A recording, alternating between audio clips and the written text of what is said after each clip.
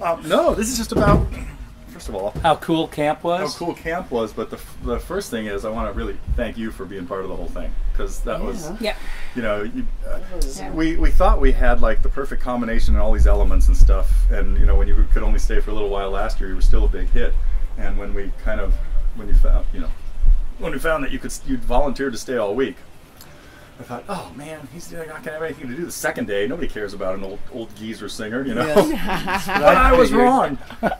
Because it was really neat. So yeah, tell me, what did you think?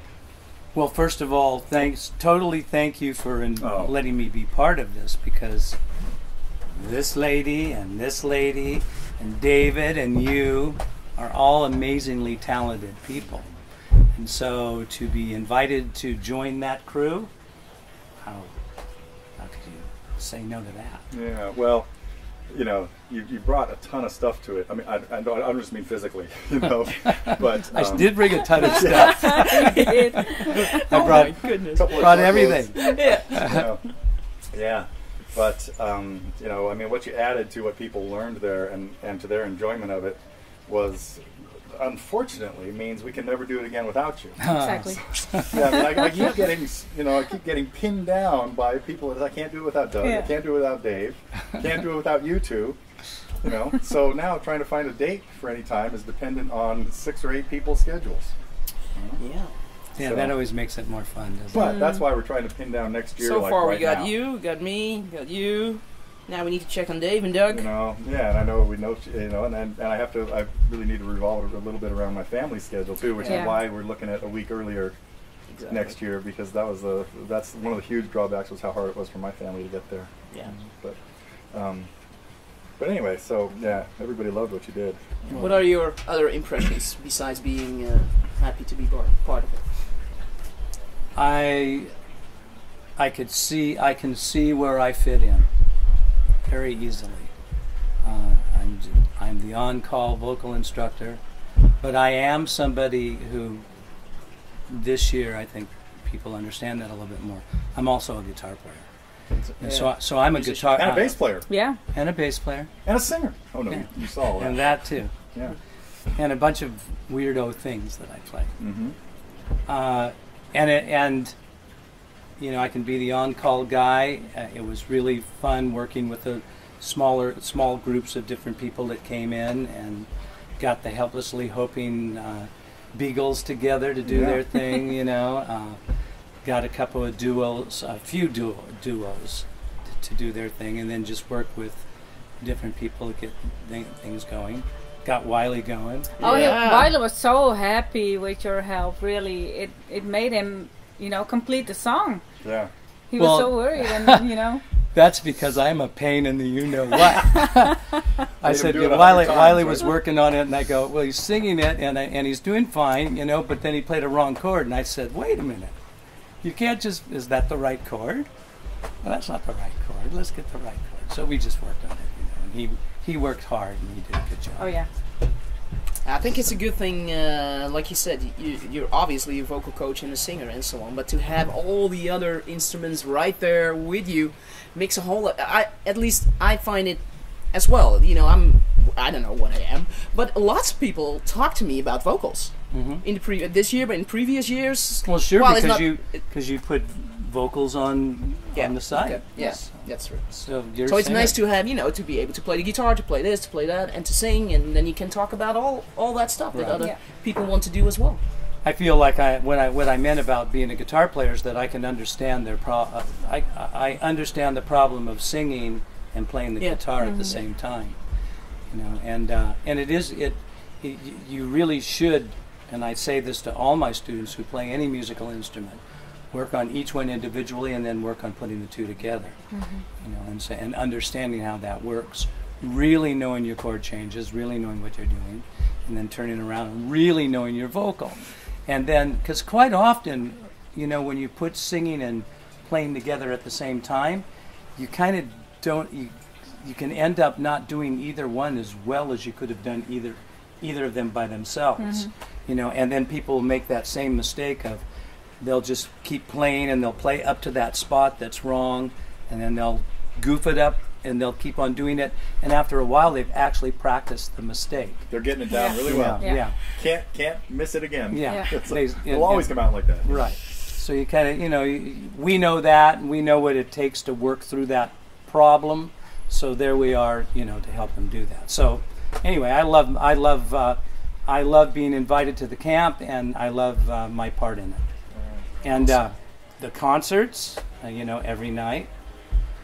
My spirit was there every single night. Sometimes when after you've been, as it's getting a little late, you're going like this. Yeah. And you're going, you can't do this. Really? I'm loving every performance. And I said this to 2 or 3 people. I said, I think Wednesday night, I was really happy that there was applause after every song because it woke me up. I'd be going, oh, that was great. It almost kept me awake.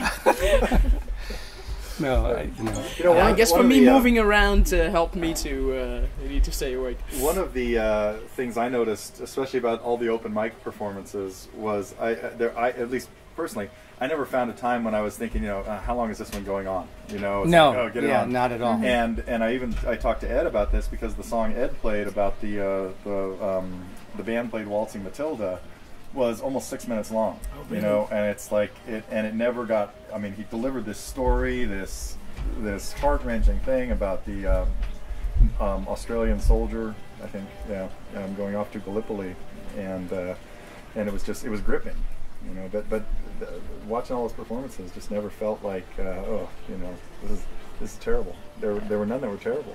They were all. A lot of people had a lot of problems getting through a song or something like that, but that absolutely is not. Fine too. That's not making right? it That's terrible. what it's about. Right. That's what it's all about. Right. Is improving things in front of people. Learning what it's like to get up in front of people and perform. That shift, that difference. Yeah. And without singling out anybody, I have some Skype students from TG. Yeah.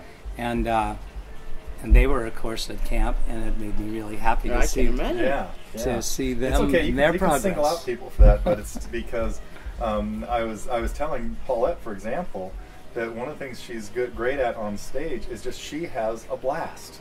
She does. She's having fun, and she's fearless. She just goes for it. It doesn't matter how the song goes. If you're having fun and you screw it up left and right, everybody else has fun. Everyone's entertained. Yeah. Right. Not that she screwed it up left and right. No, she only she screwed did. it up left. But no, she did fantastic. No, but she was, wow. she was funny and she delivered had the right it. Spirit, and she's a perfect example of that. Right. Of having fun up there, and then if you're having fun, everybody does. So it's pretty neat. We got a good format now. Yeah. As in different kinds of teachers who are able to do different kinds of things. And everybody's able to jump up on stage and do something too. Yeah. That's nice too. That's pretty fun. Yeah. Yeah. We have a new rule. We don't practice anything. Well, I didn't know that rule until immediately. I didn't either until we didn't have time to practice any of it anyway. So it was like, and I thought it was a good thing to throw it in there. I love Bob Abraham talking about, many people cited the Bob Abraham rule. That was a rule that, I don't know, that seemed like it must have come out last year, that somebody couldn't play a song that somebody else had played for 2 days. Which I think is really dumb, because I think one night we had somebody played John Prine, Angel from Montgomery, and then the next night Paulette played it, I think, and it was fine. Yeah, of course. I mean, we could make it an assignment next year that as many people as possible learn Mr. Bojangles or something, and everybody and plays it, But the rule that you were referring to, back to Bob for a second, because Bob was great when he got up on stage one time and he said, I'm honored there was a Bob Abraham rule, because at my house, my wife says I don't follow any rules. So I thought it was ironic that we have a Bob Abraham rule. Played it first. Yeah. Oh, was it? Yeah. Yeah. Okay. And then, and so I jokingly, as I was the night of the last show when the teachers were going to play stuff, I just jokingly said, well, the rule on the teachers is no rehearsing. We just have to go up there cold, because you had a very complicated thing that three of us had to back you up on, and we'd had no time. Sounds like me. Yeah. Well, and you said, I'm gonna right play in. guitar and sing. Neil, you play guitar and Dave will play bass, and I had the easiest part. Do some percussion. She had the easy part, right? Oh yeah, of course. She didn't need the chart. The only thing I need is body language. Yeah. Yeah. In order to see where to end, where's a break, where's a... I can do that. Yes, and I was right next to you, so I think I got him pretty much down.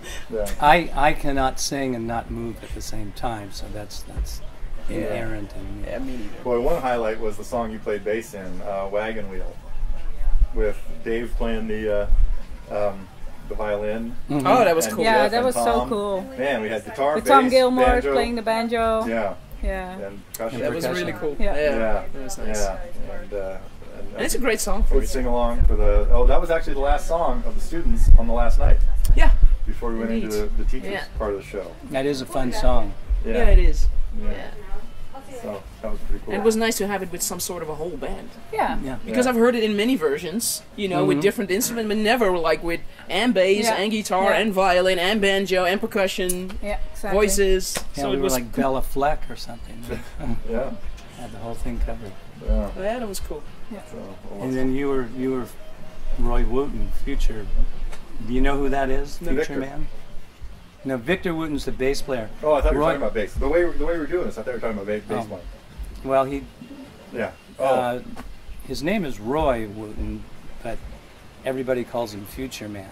Okay. And really, the Zen drum, it's sort of predicated off of what he started in the 70s, and it goes all the way back to then. He just took a drum machine and kind of put it inside something and started tapping it, and then started to make it more and more like a guitar, and started to have little percussion buttons down here and here, and now it's turned into a whole company that makes the Zen drum. You should explain the Zen drum.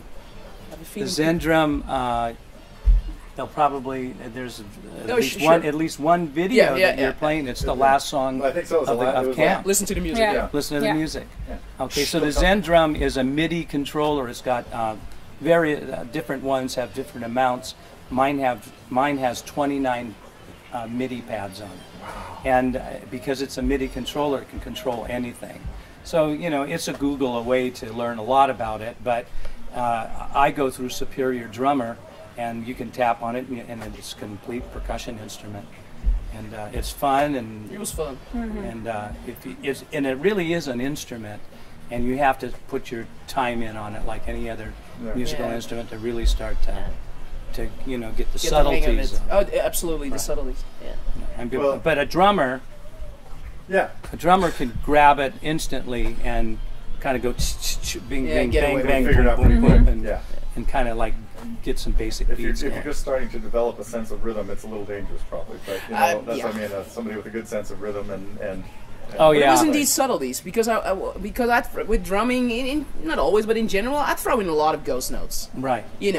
But the snare, when I would do it, it would be as loud as the backbeat. So Right. it's kind of like that's not a Well, ghost note. it does work on touch sensitivity, and it can be quieter Sure, and it can be sure. louder, but it's really But you subtle. need to exactly It's like your practice that. fingers have to go like. Yeah. that would take a while to develop that Exactly. touch to not Yeah. just You kind of like a combo. Yeah. you can be Yeah. like this, but you can also be like a tabla player. Right. So I've been thinking that I bet the tabla player could pick that thing up and go wild on it, because that's what they kind of do already. Yeah. Finger Yeah, it was sensitive. fun. And you did well too. Oh, thank you. Immediately. And I mean, forgot to sing. Oh, I'm singing Yeah. too. even in my room when I finally had it set up, and you were like all over the place, And it was nice Yeah. and fun. It is fun, and it also, and this is why I got into it. It also has a little bit, because I talked to the guy who makes them, because he made me one, and I told him I was a stick player, and he goes, well, we got some of the ideas from stick players too. Yeah, I can imagine that. And that's what I had in mind. As I said, I bet if I work out all this rhythm stuff on this instrument, I can go back and forth between what I already know on the stick, and then even come up with some more new ideas on the stick from the stuff that I'm doing with percussion. So that's me. There's going to be a website coming out. put it on. Yeah, you might as well talk about it. September 1st, I hope, because you know the web guys frantically trying to get everything on there, and sometimes you don't make your dates, but we're hoping for September 1st, 2017 to be the release date of this website. That's like 5 days from now. Yeah. Yeah, that's close. And and it's going to be all my adventures in the 80s of being involved with all these instruments that I played. So what happened for me is I started playing the Chapman stick early. I own the 53rd stick ever made. Mm-hmm. And then I started to play an instrument, a horn called a Lyricon, and which is a synthesized saxophone. And then I played another instrument called a Steiner, which is a synthesized trumpet. And I played all of these instruments in this band. And then I got to be friends, good friends with two of those inventors. Bill Bernardi, the inventor of the Lyricon, and Emmett Chapman, the inventor of the stick. Emmett Chapman's a lifelong friend to this day.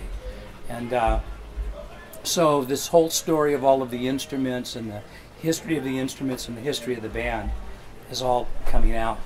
Nice. Cool. So I have the Very research of playing all of these other. It is. Yeah. It's reliving my childhood. Yeah. Not my childhood, my what is 20-hood. 20, okay, 20s. My 20s. Your second childhood. Yeah, right. Now you're up about your fourth childhood now, right? No, I'm completely senile now in my true childhood. You're heading back towards your first. I'm back on my way. Yeah.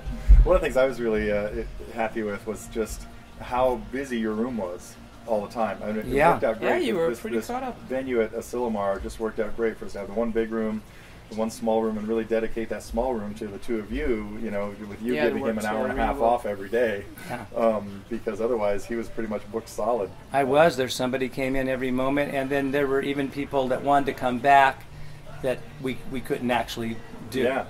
Okay, let's go back. So my working time was your nap time. That's right. Your working time. That's exactly true. Yeah. No, that was the only way I was getting through the kind of worked for me because it was right after lunch. Yeah, I can imagine. Yeah. But then you made up for it with your double nap day towards the end. The last day, yeah, true. Yeah, my nap time was at 4:30 to 6. Okay. That was perfect. It was absolutely that's pretty good too, because then you could go to the... Then you're in the evening. Yeah. Go to dinner and you could go to and I got to tell you, one of my high priorities for camp was synchronizing or anti-synchronizing the teacher's nap time so that somebody was always available and some of the others were asleep. So exactly. I think it worked out. Well, anyway, truly an honor to be hanging out with you guys. Well, it was great to have you there. Really. Oh, yeah. You add so much. Especially the As whole already time. Been said, but you know. Because when you're there the whole time, it was understandable why you weren't in the previous years, but that it was the case now, just you bond as well. Oh, yeah. Yeah, that's what happens. You know, that's what happens. With everybody. Yeah. And that's what makes the magic of the camp. Yeah. One thing to do the... I got that this year. Yeah, one thing to do the cameo and pack up and run fast, but then being there 24/7, well, 24/5, I guess. Well, you know how it went. It went 1 day the first year. Present quick. Exactly. And then 2 days the second year, and then full camp. Yeah. Now, that was really great. And I can imagine not doing that for now. Yeah. Now we at least got to perform together. Yeah. We didn't do that before either. Yeah. More of that next year. Yeah, absolutely. I have some ideas. In that case, you have to pay to be a camper. Well, I would love to play my stick and have you guys just do what you do, sing your harmonies and stuff. That'd be. That's the kind of thing like really what be beautiful. A lot of the campers have done is been working throughout the year on a few things. Like if you sent them a recording of something you like to sing to, I'll do that. They can be good. put in their own time, and then. And then we'll have a fun little project that we kind of know is going to happen. Instead of hours of rehearsal there, which exactly, it could be a 10-minute run through. And that's probably also the reason why the level of the first open mic was already quite sky high, because people had been working on stuff together. Yeah. My Skype students. So that's all we worked on. Yeah. Everything was about camp. And getting ready for camp. I have 4 or 5 guitar students that did the same thing. Ed, Lisa, Sandy, are ones I see all the time. and some of them. My student Eric came in for at least 5 times, like for double lessons. Really? Yeah. So, and this was his first camp. Yeah. And so he was really cramming to be ready. Yeah, because he signed up really late. Yeah, of course. It was like only a month before it started. Is Eric the Scottish? Yeah. Yeah. Oh, I really liked him a lot. Yeah, he was nice. He was funny. Well, I hung out with him a little bit on the way to meals and things. Oh, okay. And he's really funny. Yeah. So great personality. Yeah. And Sandy? Sandy's on her way over. We might. Oh, cool. She might be here before we're done with this. Sandy was a rock star this year. Oh, absolutely! Wow. From day Standing one, and, it's just like each performance. Like, oh, that's 1 under her belt. That's 2 under her belt. That's 3 under her belt. That's 4. Yeah. With a whole band is just absolutely. Yeah. Amazing. Well, and since I just mentioned 2 of my students, Ed and Sandy, the other rock star of the whole thing. Lisa blew me away. Yeah. No doubt. Blew me away. I didn't even need to bring up her name. It's like because she was. When we get some of the videos out of her, and especially if we put up the one video she made last year, you would not believe it. Transformation. Man, she just, got stardust somewhere, and it's like, how that happened. We had a little preview, of course, a week earlier at Ed's place, sort of an open mic there. So we had already, so I wasn't totally surprised. Because you knew it was going to happen. Because we had seen how she was, but so already there we were like, huh? Yeah. She was just blasting Is away that the through same all... girl? Yeah. Really? And then she had tons of songs prepared. Oh, yeah. Well, that was why, I talked a little earlier in the video we shot earlier this morning, about one thing I think that was kind of cool there was the mini sets idea, that we let people get up at 4 o'clock and play 3 or 4 songs instead of just the one song they got to do that night. And that gave her a chance to tell some stories about songs, to play a little bit of Little Boxes, just because it was a childhood thing for her. She just as a sample, she whipped into it. Like, I'm sure it was not very well rehearsed, but it was like, it just became part of the story she was telling, and just showing that kind of spontaneity and stuff in front of a group is pretty amazing.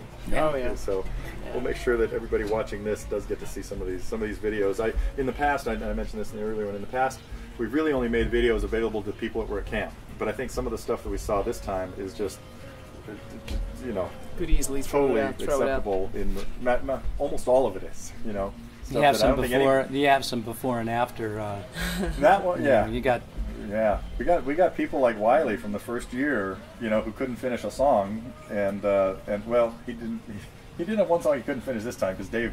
Anyway, then he just turned away and started laughing, and then totally lost it. I forget, but yeah, he was, his songs came out really slick.